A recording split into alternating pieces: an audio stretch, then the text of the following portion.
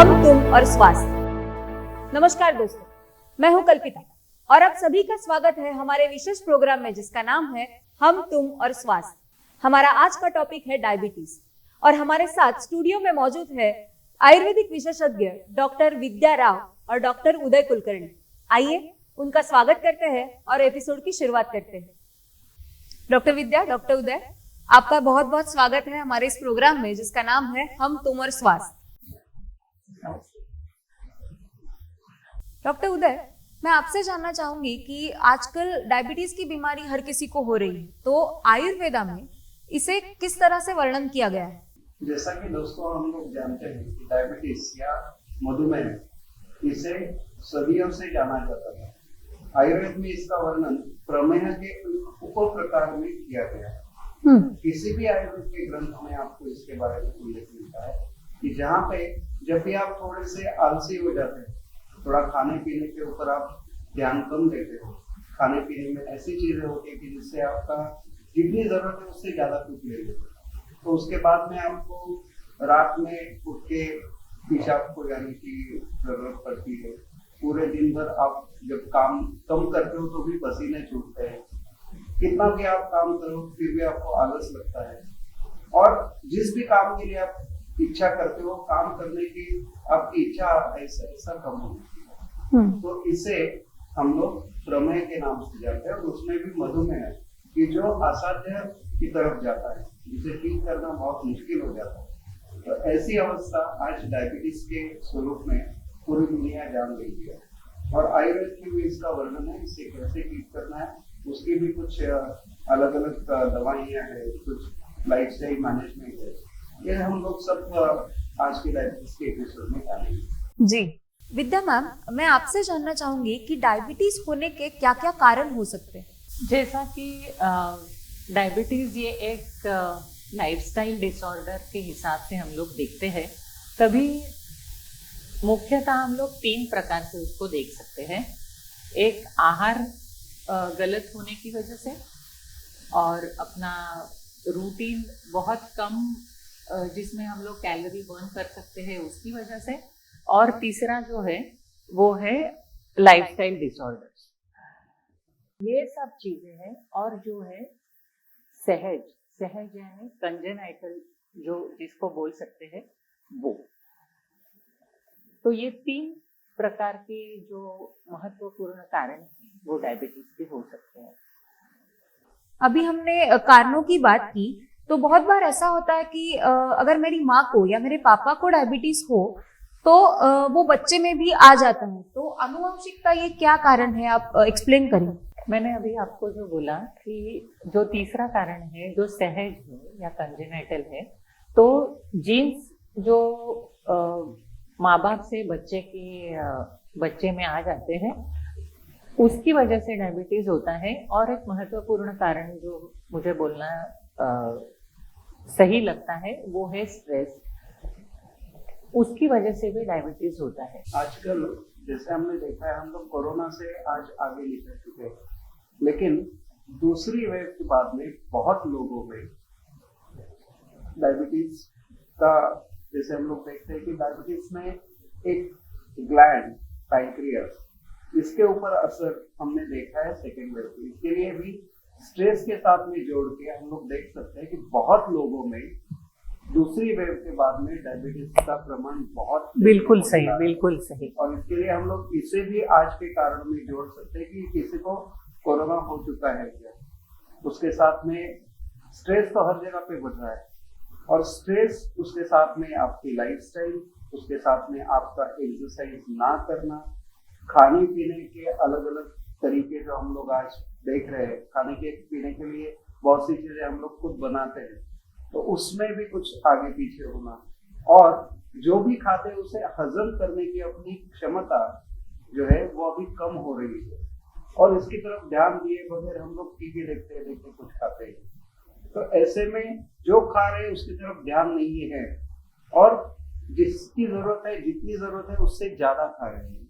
ये सब कारण हम लोग बोल सकते हैं कि आयुर्वेद के दृष्टिकोण से सोचने की बहुत आवश्यकता है कि जो भी हम लोग खा रहे हैं वो अगर देख के नहीं खा रहे, जो भी हम लोग कर रहे हैं वहां पे स्ट्रेस आउट हो रहे हैं, तो ये सब अलग अलग कारण है कि जैसे एक तरफ हेरिडिटी है कि मेरे दादाजी को था, नाना जी को था, या फिर मेरी माँ को है तो मुझे होने के चांसेस, तो ये तो एक्स फैक्टर है जिसे बोला गया। और इसके लिए भारतवर्ष में जितने भी लोग हैं सब इसमें चपेट में आने के चक्कर में पूरी दुनिया चिंतित है कि 5 में से 1 आदमी को आज डायबिटीज देखने को मिल रहा है। तो ऐसे अगर बढ़ता जाएगा तो शायद 3 में से 1 तक पहुंचेंगे, और तब तक अगर हम लोग जागते नहीं है तो मैं अभिनंदन करना चाहूंगा कि हमारे आयुर्वेद उन्होंने ये सब्जेक्ट चुना है कि जिसके ऊपर अवेयरनेस की बहुत जरूरत है। बिल्कुल सही। जैसे आपने अभी अवेयरनेस के बारे में बताया, तो डायबिटीज होने के बाद के उपचार तो आप बता ही देंगे, लेकिन हमें कैसे पता चलेगा कि उसके लक्षण क्या है, कि डायबिटीज होने के लक्षण क्या है? जैसे हम लोग यहाँ पे देखने चाहते हैं कि डायबिटीज होता है तो हमें पहचान कैसे लेके आगे चल के डायबिटीज, आयुर्वेद में इसे पूर्व रोग कहा जाता है कि किसी भी रोग को होने से पहले कैसे पहचानना। तो इसमें होता क्या है, अचानक से ज्यादा पसीना आना शुरू हो जाता है और उसके साथ में ज्यादा नींद की इच्छा हो जाती है। थोड़ा सा भी जो भी खाते हैं उसके बाद में आलस सुस्ती आने लगती है। रात में उठ के 2-2, 3-3 बार पेशाब हो जाने की इच्छा होने लगती है। तो ये सब चीजें जब आप देखते हो तो आपको समझना चाहिए कि मुझे कुछ शरीर में गड़बड़ हो रही है। इसके साथ में और एक चीज जो होती है वो है कि आपके हर एक के जीवन में स्ट्रेस तो आनी ही है। लाइफस्टाइल में कोई सवेरे 6 बजे उठना चाहता है, कोई रात को 2 बजे तक जागना चाहता है। बंबई हो या कहीं पे भी आप जाओगे तो हर एक की लाइफ, बच्चों से लेके बूढ़ों तक हर जगह पे लाइफस्टाइल आज बदल चुकी है। हर एक के लाइफस्टाइल के साथ में उसके शरीर पे होने वाला जो परिणाम है उससे होने वाले अंतस्राव, ये अंतस्रावों में भी बदल हो रहा है। पिट्यूटरी से लेके ओवरीज तक और पिट्यूटरी से लेके पैंक्रियास, थायराइड तक, ये सब अंतस्राव जो डायबिटीज में देखा गया है कि पैंक्रियास उसमें आइलेट्स ऑफ लैंगरेंस से इंसुलिन निकलता है। तो ये इंसुलिन निकलने का जैसे प्रमाण कम हो जाता है, जरूरत क्यों है कि मधुमेह की तरफ हम लोग ध्यान दें। मधुमेह में या फिर डायबिटीज में शरीर में जितनी भी हम लोग शर्करा या शुगर हम लोग जो भी लेते हैं उसे हजम करने की ताकत हमारी कम हो जाती है। और ये ताकत कम हो जाने से शरीर में जरूरत तो है लेकिन बाहर वहां पे शर्करा भी है अपने खून में, लेकिन उसे शरीर के लिए इस्तेमाल करना मुश्किल हो जाता है। तो उसकी वजह से किसी को बहुत भूख लगती है, खाया तो बहुत है फिर भी भूख लगती है, ये भी एक लक्षण है कि जहाँ पे आपको लगता है कि अरे ये क्या हो गया, मैंने तो अभी खाया फिर भी मुझे भूख क्यों लग रही है। तो उसका कारण है कि आपके शरीर में जो शर्करा चली जा रही है वो शर्करा आपके शरीर को इस्तेमाल करने के लिए जो बीच में, जिसे हम लोग अग्नि बोलते हैं, तो ये अग्नि कम पड़ रही है और अग्नि का ही एक रूप है इंसुलिन। तो ये अगर कम पड़ रहा है तो उसकी वजह से शरीर चिल्लाता है कि मुझे कुछ खाने को चाहिए, वहां पे शर्करा पड़ी है लेकिन उसका इस्तेमाल नहीं हो रहा है और शरीर में जो भी चीज है उसकी वजह से वजन बढ़ रहा है। तो जैसे अचानक से वजन बढ़ना, अचानक से भूख बढ़ना और शरीर में इतनी शक्कर है वो बाहर जाएगी कहाँ से। तो उसके लिए किडनीज उसको ज्यादा से ज्यादा फेंकने की कोशिश करते हैं। तो उसके लिए बहुत बार आपको मूत्र प्रवृत्ति होने लगती है। तो ये जैसे हम लोग देखते हैं तो पता चलता है कि कहीं ना कहीं तो गड़बड़ है। तो आपको अपने नजदीकी वैद्यकीय सलाहकार से, आपके फैमिली डॉक्टर से जाकर मिलना है और उनसे ये सब जांचें करवाने के लिए आग्रह रखना है जी, कि शायद मुझे आगे चलकर कुछ बीमारी हो सकती है। जी जी। विद्या मैम, अभी सर ने बताया कि ब्लड शुगर लेवल बढ़ना ये डायबिटीज का बहुत बड़ा लक्षण है। तो ब्लड शुगर लेवल को कंट्रोल करने में आयुर्वेदिक औषधियाँ जो है वो किस तरह का रोल प्ले करती है? ब्लड शुगर पहले तो जांच लेना ज़्यादा ज़रूरी है। बहुत बार ऐसा होता है कि जब तक कुछ बीमारी नहीं है तो हम लोग पैथोलॉजिकल टेस्टिंग्स करवाते ही नहीं हैं। और ये चीज़ शहरों में, गाँव में, सब जगह सेम ही है कि आज एवरी ईयर एक 40 साल की उम्र के बाद अगर आप हर साल अपना बॉडी चेकअप कराओ तो आपको पता चलता है कि आप कौन से तकलीफ से गुजर सकते हो, या आपको डायबिटीज है या नहीं है। लेकिन ऐसा होता है कि एजुकेटेड, अनएजुकेटेड या गांव के लोग या शहर के लोग कंपल्सरीली 1 साल के बाद जाके अपना टेस्ट करवाते ही नहीं है। इसके लिए वो पहचानना ही मुश्किल हो जाता है कि कुछ बीमारी है या नहीं। तो आपका जो प्रश्न था कि हम लोग मेडिसिन कैसे यूज कर सकते हैं, उसके पहले डायग्नोसिस कैसे कर सकते हैं, उसके ऊपर ज़्यादा हम लोग बात करें तो अच्छा है। छोटी छोटी और चीज़ें भी है। अगर खुद को ही पता चलने लगे कि रात को मुझे 2 या 3 बार उठना पड़ रहा है, जो मैं सालों से नहीं उठ रहा हूँ तो भी उठना पड़ रहा है, पानी का इंटेक सेम है, खाना पीना भी सेम है, और अपनी उम्र 40-45 इस तरह की है, तभी खुद को थोड़ा अवेयर होके टेस्ट करवाना जरूरी है। दूसरी बात, कभी कभी स्किन इन्फेक्शन हो जाते हैं। जो बहुत साल तक सब नॉर्मल चल रहा था, सडनली 2 या 3 महीने से बॉडी में खुजली आ रही है या कुछ छोटे छोटे बॉइल्स आ रहे हैं, जो नॉर्मल नहीं है। 40 साल की उम्र में तुमको 40 साल का एक्सपीरियंस खुद के शरीर के लिए रहता है कि तभी ऐसा कुछ होता नहीं है, सीजनल चेंज नहीं है, तो भी ये सब हो रहा है। इसका मतलब है कुछ तो गड़बड़ है। तभी आप जाके टेस्ट कराओ तो पता चल सकता है कि मुझे कौन सी बीमारी हुई है।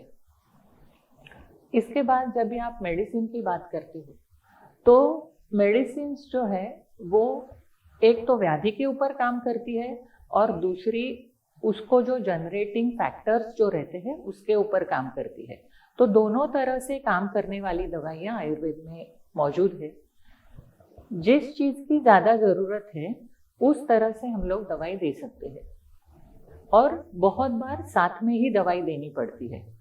यानी जिस चीज़ से ये व्याधि हो रही है उसको भी कंट्रोल करें, और व्याधि ऑलरेडी हो चुकी है उसको भी कंट्रोल करें।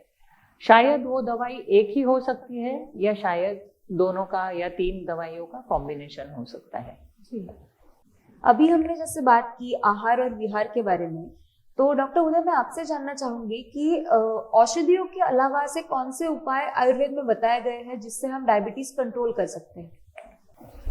औषधि, आहार, इन सब चीजों का जब हम लोग यहाँ पे डायबिटीज से कनेक्शन ढूंढ रहे हैं तो ये भी बात जरूरी है कि जो भी हम लोग शरीर में खाना पीना या औषधि देते हैं तो उसको शरीर की कैपेसिटी रहते हैं उसे डाइजेस्ट करने की। ये अगर हम लोग थोड़ा सा ध्यान दें कि जो भी शरीर में जा रहा है वो जाने के बाद में अच्छी तरीके से काम करे, तो उसके लिए शरीर की अपनी कैपेसिटी बढ़ानी है, और ये कैपेसिटी बढ़ाने के लिए हमें थोड़ा सा इन सब का तालमेल भी रखना जरूरी है। और ये तालमेल रखता है अपना मन।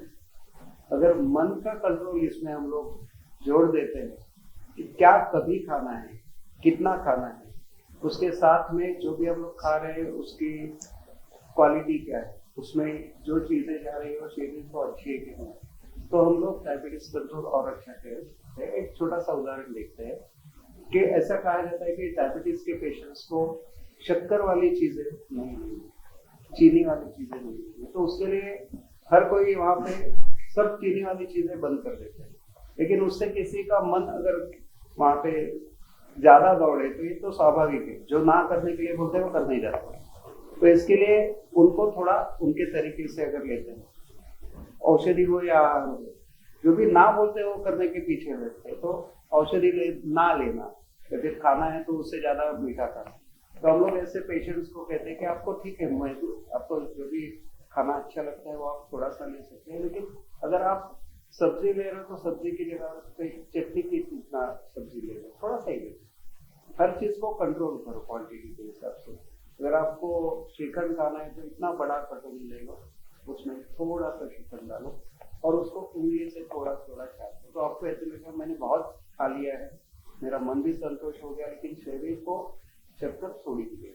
तो ये अगर हम लोग चीज ध्यान में रखते हैं कि मन को ज्यादा आपको ध्यान देना है पेशेंट के, तो वो आपसे ज्यादा कोऑपरेट कर सकता है। और कोऑपरेशन पेशेंट का और डॉक्टर का जितना अच्छा होगा उतना हमें इसमें सक्सेस मिलेगा। तो उसके लिए डायबिटीज में पेशेंट डॉक्टर कोऑर्डिनेशन और पेशेंट डॉक्टर रिलेशनशिप जितनी अच्छी आप करोगे उतना पेशेंट आपका सुनेगा, फिर वो आपको आहार एक्सरसाइज सब चीजों के लिए मदद। जी दोस्तों, हमारे एक्सपर्ट्स हमसे बहुत सारी जानकारी साझा कर रहे हैं। हमारी ये चर्चा ऐसी ही जारी रहेगी, लेकिन एक छोटे से ब्रेक के बाद।